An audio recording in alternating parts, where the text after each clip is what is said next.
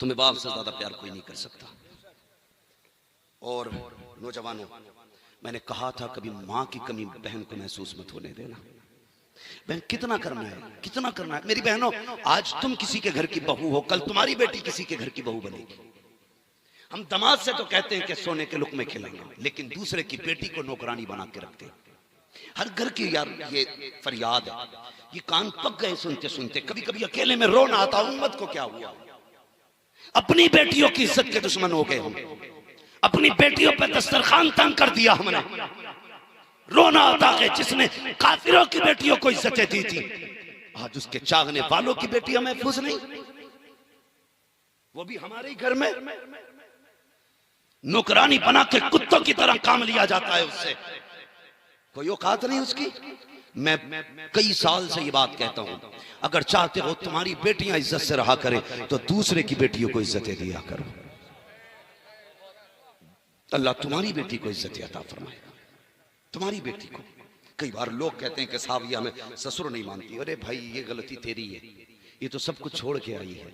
इसे यहाँ बाप मिलना चाहिए था, इसे माँ मिलनी चाहिए थी, इसे एक बहन मिलनी चाहिए थी। यहाँ क्या मिला, क्या मिला इसको? नंद के नाम पे, बहन के नाम पे इसको दुश्मन, सास के नाम पे जासूस, ससुर के नाम पे जल्लाद। ये तीन रिश्ते मिले इसे। फिर बता, तुझे बाप कैसे कहती है, तुझे मां कैसे कहती है? जो रातों दिन भाभी की मुखालफत करती है, उस नंद को बहन कैसे कहती है? चैलेंज के साथ कहता हूं, जा, अगर इससे कब टूट जाए इस पे सख्ती न करना। अपनी बेटी समझ के मुस्कुरा के नजरअंदाज कर देना। फिर देख सास ये तुझे मां कह के आवाज देती है कि नहीं। अगर ये खाना देने में लेट हो जाए, बहू समझ के इस पे जुल्म ना करना, बल्कि बाप समझ के मुस्कुरा के इसकी हिम्मत बढ़ाना। कभी इसकी पकाई रोटी में कमी ना निकालना, इसके पकाए खाने को ऐब ना लगाना।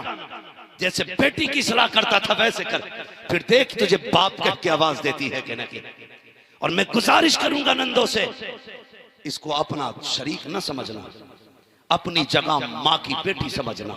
फिर देख ये तुझे बहन कहती है कि नहीं। कहीं ना कहीं हम भी गलत हैं। हम इन्हें जब प्यार देंगे तो ये हमें बाप मां बहन जैसी इज्जतें देंगे।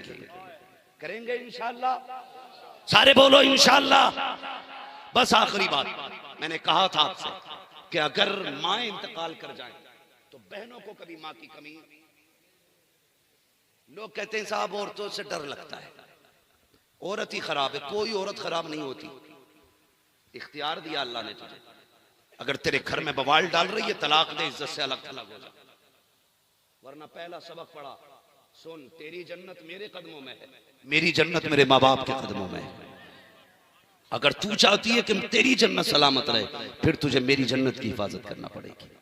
कितना जाता है इतना कहने में। बात होती, वक्त होता तो मैं इस पे बात करता। बस इतनी गुजारिश है, बहनों की इज्जत कराइए घर के अंदर।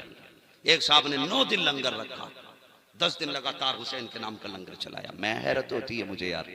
वो कहने लगे जी मेरे 9 दिन से लंगर नहीं सूखा अभी तक, लगातार चल रहा है। पता चला सगी बहनों को इसने एक दिन दस्तरखान पे नहीं बुलाया। तेरे दरवाजे पे दुनिया खा के जाए, सगी बहन ना आए, तुझे क्या लगता हुसैन को ये लंगर पसंद आएगा? मैं कहता हूं भले 10 दिन लंगर न खिला, 2 वक्त की माँ बाप को इज्जत से रोटियां खिला दिया कर। 2 वक्त की माँ बाप को इज्जत से रोटियां दे दिया कर। खुदा की कसम यही पूरी जिंदगी का लंगर हो जाएगा, यही लंगर हो जाएगा। पता चला साल भर बाप 10 रुपए की दवा के लिए तड़पता रहा और इसका साहब 1 मुहर्रम से 30 मुहर्रम तक लंगर चलता रहा। हुसैन कहेंगे तेरे भी बाप थे, मेरे भी बाप है, मुझे तो बाप की इतनी इज्जत पसंद थी, तुझे क्यों पसंद नहीं थी? है कोई जवाब? हुसैन कहेंगे मुझे बहन इतनी प्यारी थी कि मदीने से करबला तक मैं साथ लेके गया, तूने साथ दस्तरखान तक पे नहीं बैठाया। क्या जवाब होगा? इसलिए मेरी गुजारिश है, खुदा के वास्ते माने मेरी बात, बहनों की इज्जत करनी है। यही पैगाम है हुसैन।